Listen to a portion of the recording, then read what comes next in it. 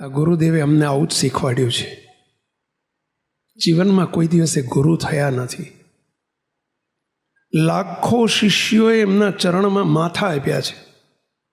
એમના વચને ભણેલા ગણેલા સાધુઓ સમર્પિત થઈ ગયા છે. એમના વચને આખા શિખરબંધ મંદિરોના ડોનેશન કરનારા હજારો હરિભક્તો છે કે આખા મંદિરો પોતા તરફથી કરાવડાવતા હોય. 2, 5, 10 કરોડના ડોનર હોય. મુક્તો ગુરુદેવો 2007ની સાલની ગુરુ પૂર્ણિમા હતી. ગુરુદેવ એમ કહે છે કે અમારા વચને ભલે કરોડોના દાન કરતા હોય,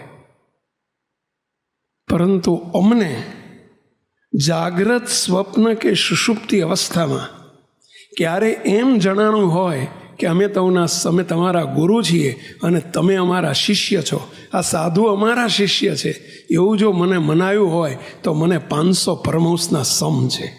આવું આ શ્રીજી મહારાજના સમ કહ્યું જે બોલી શકતા હોય. મુક્તો તમને હું પ્રશ્ન પૂછું, નટુભાઈ કેટલા દીકરા તમારે? 2. તમારે કેટલા દીકરા? 3. આપને 1 દીકરો હોય, 2 હોય કે 3 હોય? દીકરો પપ્પા કરે ને આપણને પપ્પા ન મનાય, બને? અરે દીકરો ઉદરમાં હોય ને, હજુ એની માના ઉદરમાં હોય ને, હજુ જન્મ્યો ના હોય તો એ બધી કીધા ફરે, હો હું બાપ થયો, હું બાપ થવાનો છું, હું બાપ થવાનો છું, હું પપ્પા થવાનો છું, હું દાદા થવાનો છું. હજુ જન્મ્યો નથી તો આગળથી એડવાન્સ ચાલુ થઈ જાય કે હું દાદા થવાનો છું, હું પપ્પા થવાનો છું. 1, 2, 4 દીકરા હોય તો આપણે આપણું પપ્પા પણ ભૂલી નથી જતા, આપણું દાદા પણ ભૂલી નથી શકતા. હું તારો બાપ છું, આમ ઘણી વખત બોલી છે, તારો બાપ છું અને મારું માનતો નથી. તમે પતિ તરીકે કોઈ દિવસ ભૂલ્યા છો કે હું પતિ છું ને મારી પત્ની છે, એવું ભૂલ્યા છો? અને આ પુરુષ જેને લાખો દીકરાઓ છે, લાખો શિષ્યો છે,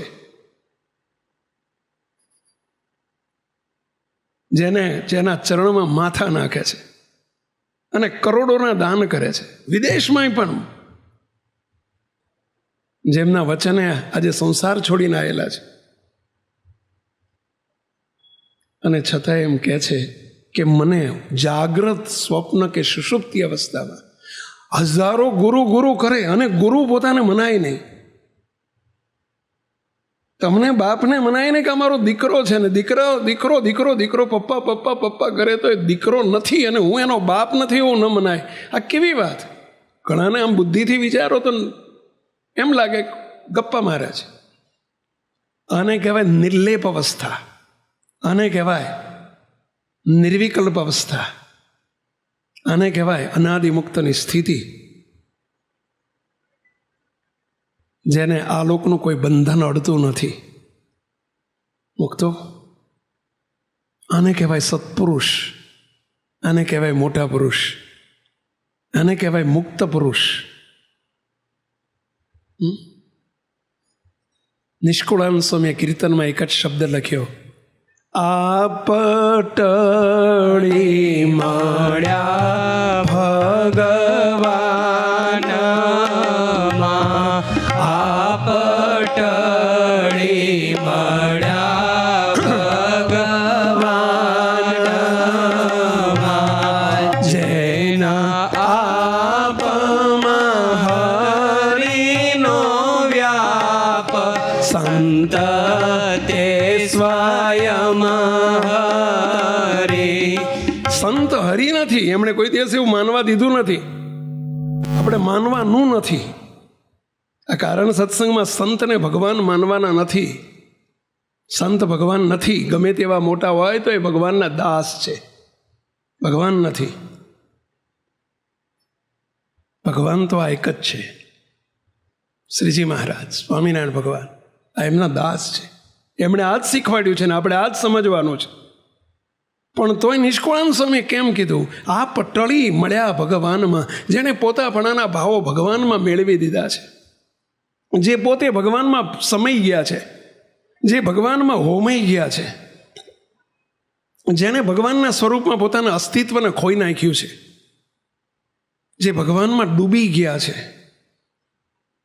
આપ ટળી મળ્યા ભગવાનમાં, જેના આપમાં હરિનો વ્યાપ, જેના આપમાં હરિનો વ્યાપ, એવા સંત શ્રી હરિ જેવા છે. શ્રી હરિ નથી, એવા સંત શ્રી હરિ સમાન છે. ઉપાસના કરવાની નથી હો, ઉપાસના તો આની જ કરવાની છે. ધ્યાન કરવા માટે નથી, ધ્યાન તો આમનું જ કરવાનું છે. ભજન કરવા માટે નથી, ભજન આમનું જ કરવાનું છે. પરંતુ એવો દિવ્ય ભાવ, ભગવાન જેવો દિવ્ય ભાવ એ સંતમાં રખાય. કોનામાં? જેણે પોતાનું અસ્તિત્વને ભગવાનમાં સમાવી દીધું છે. અને એ કહી શકે, સોગંદપૂર્વક કહી શકે કે 500 પરમહંસના મને સમ છે. જો મને તમે શિષ્યો છો એવું મનાણું હોય, તમે બધા શ્રીજી મહારાજના શિષ્યો છો, હું પણ એમનો શિષ્ય છું, અને તમે બધા સ્વામિનારાયણ ભગવાનના શિષ્ય છો. આપણા સૌના ગુરુ એ છે, હું નથી. આ છે સત્પુરુષની મોટાઈ, આ છે મોટા પુરુષની મોટાઈ, આ છે એમનો મહિમા. દેહાતીત હોય ને, જે દેહાતીત 3 દેહથી પર હોય ને, એ આવું કહી શકે. જે નિર્ગુણ સ્વરૂપ હોય, માયાથી પર હોય, એને આવું વર્તે. અને એ આવા 500 પરમહંસના સમ ખાઈ શકે ભાઈ.